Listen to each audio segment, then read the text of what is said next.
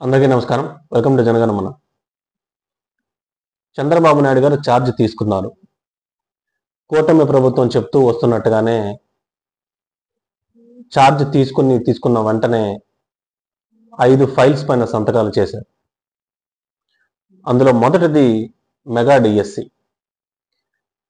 గతంలో వైసీపీ ప్రభుత్వం schools merging అనే పేరుతో టీచర్ పోస్టుల్ని తగ్గించుకోవాలనే ప్రయత్నం చేసింది. ఇప్పుడు అదే ప్రయత్నాన్ని కూటమి ప్రభుత్వం పక్కన పెట్టి ఎంతో మంది నిరుద్యోగులకి అవకాశం కల్పించేలా మెగా డిఎస్సి విషయంలో సంతకం చేసి 16,347 పోస్టుల భర్తీకి సంతకాలు చేశారు. ఎంతో మంది నిరుద్యోగ యువతకి దానిపైనే ఆధారపడి ఎంతో మంది ఉండే నిరుద్యోగులకి ఇది ఒక మెరుగైన అవకాశంగా భావించాలి. రెండవది land titling act. Land titling act YCP ప్రభుత్వం గతంలో తీసుకొని వచ్చింది. కేంద్రం ప్రతిపాదించిన ముసాయిదాలోని దాన్ని బేస్ చేసుకునే బిల్లు తయారు చేశామని వైసీపీ ప్రభుత్వం చెప్తున్న వాదన. అందులో మీరు తయారు చేసిన దాంట్లో చాలా వరకు లొసుగులు ఉన్నాయని ఎన్నికల ప్రచారంలో కూటమి సభ్యులు అందరూ కూడా చాలా వరకు పెద్ద ఎత్తున ప్రచారం అయితే చేశారు. ఆ ల్యాండ్ టైటిలింగ్ యాక్ట్ని రద్దు చేస్తూ రెండో సంతకం అయితే చేశారు. కాకపోతే కూటమి ప్రభుత్వం వేచి చూడాలి. కేంద్ర ప్రభుత్వం ప్రతిపాదించిన ముసాయిదా బిల్లులోని ఏ విధంగా తిరిగి మార్పులు చేర్పులు చేసుకొని తిరిగి ముందుకు ఎట్లా వెళ్తుందో అనేది వేచి చూడాలి. మూడవది పెన్షన్, సామాజిక పెన్షన్లు. గతంలో జగన్మోహన్ రెడ్డి గారు ప్రతి సంవత్సరం 250 రూపాయలు పెంచుకుంటూ పోతూ దాన్ని 3,000కి చేసుకొని వచ్చాడు. ఇదే కూటమి ప్రభుత్వం ఎన్నికల ప్రచారంలో 4,000 పెన్షన్ సామాజిక పెన్షన్లుగా ఇస్తామని ప్రకటించారు. దాన్ని నెరవేరుస్తూనే మూడవ సంతకం సామాజిక పెన్షన్ల మీద ప్రతి ఒక్కరికి 4,000 పెన్షన్ వచ్చేలా ప్రభుత్వం చర్యలు చేపడుతుందని సంతకాలు అయితే చేశారు. నాకు తెలిసినంత వరకు ఇదే 4,000 పెన్షన్ ఇంప్లిమెంటేషన్ పూర్తి స్థాయిలో కానీ జరిగితే దేశంలో ఎక్కడా లేని విధంగా ఆంధ్రప్రదేశ్ ప్రభుత్వమే మొట్టమొదటిగా సామాజిక పెన్షన్ విషయంలో అందరికీ న్యాయం చేస్తున్న అన్న విషయం ఆంధ్రప్రదేశ్ రాష్ట్రమే మొట్టమొదటిది అవుతుందనేది నాకు తెలిసినంత వరకు నాకున్న సమాచారం. పోతే నాలుగవది అన్నా క్యాంటీన్స్. అన్నా క్యాంటీన్స్ అనేవి గతంలో 2014 నుంచి 19 పీరియడ్లో చంద్రబాబు నాయుడు గారు వాటిని ప్రవేశపెట్టారు.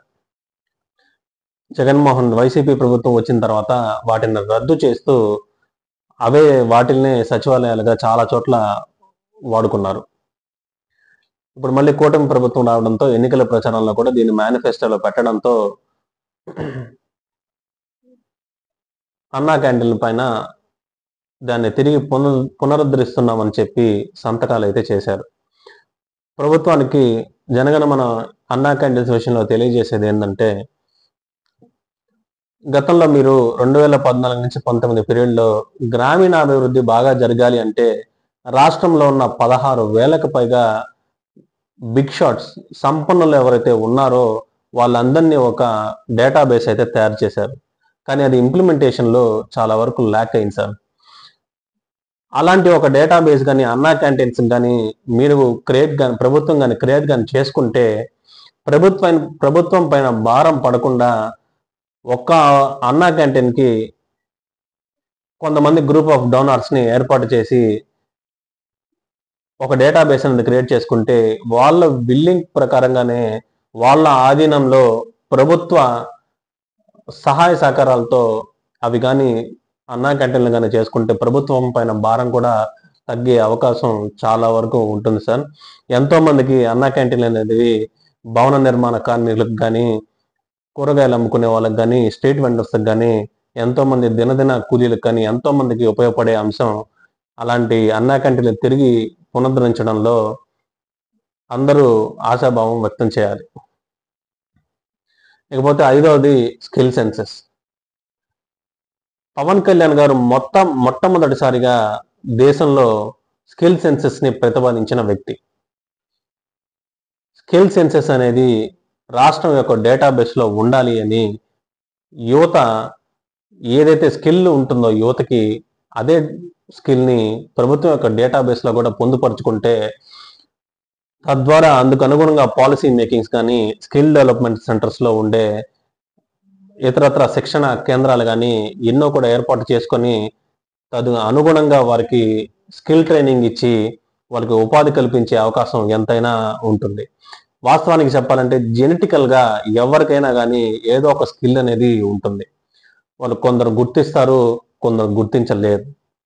అలాంటివి అట్ ది యంగ్ ఏజ్ ఒక 15-16 years లోనే ఆ స్కిల్ సెన్సెస్ ని